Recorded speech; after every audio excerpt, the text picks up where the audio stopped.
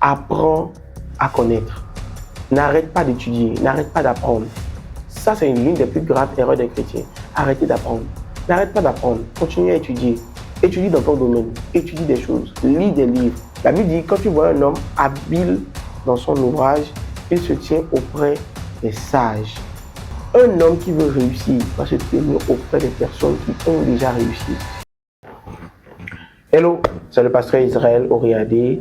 Et comme j'en ai pris l'habitude, je te partage dans ce podcast des idées et des astuces pour vivre ta vie chrétienne en étant jeune. Alors, que penser des jeunes qui sont chrétiens, mais qui sont paresseux et qui attendent que Dieu fasse tout pour eux sous prétexte qu'ils ont la foi? Je ne suis pas de l'avis du fait qu'il faut être chrétien et paresseux.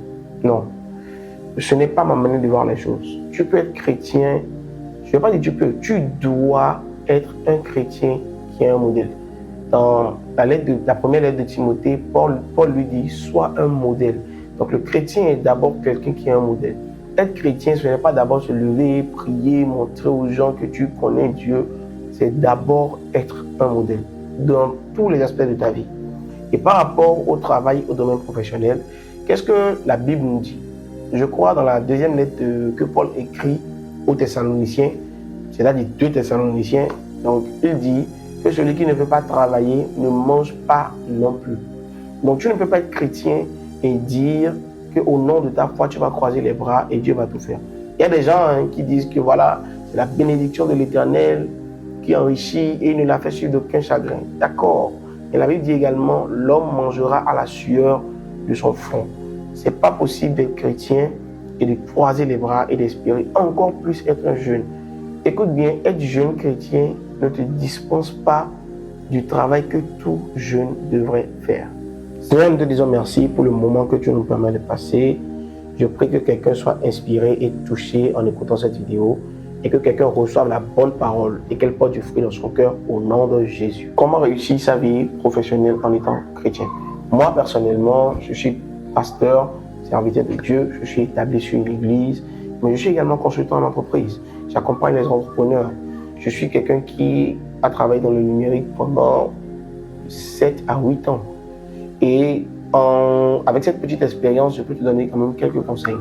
La première chose que je te dirais, c'est quoi? Dans le livre d'Isaïe, Isaïe chapitre 11, verset 1, la Bible parle des différentes parties de l'esprit. La Bible dit, l'esprit de l'Éternel reposera sur lui. Et ça commence en disant esprit de sagesse et d'intelligence. Donc l'Esprit Saint est également un esprit qui rend intelligent. Et qui parle d'intelligence, parle de connaissance.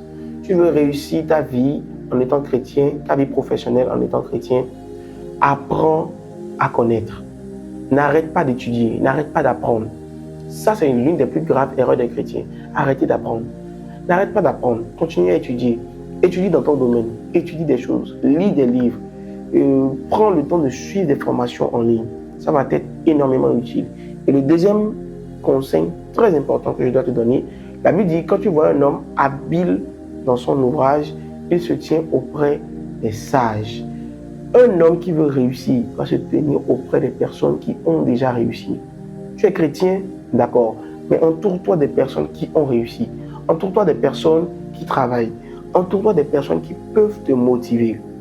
La Bible dit, le fer aiguise le fer.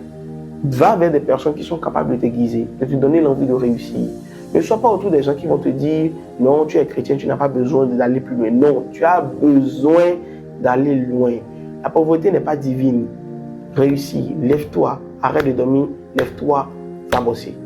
Alors, toi qui veux réussir tout en marchant avec Dieu, lève ta main, je vais prier pour toi. Je prie que Dieu te donne la bonne compréhension et que Dieu te permette de trouver les bonnes opportunités. Tu ne seras pas un échec en tant que chrétien. Tu seras un modèle de réussite, un modèle de foi au nom de Jésus de Nazareth. Amen.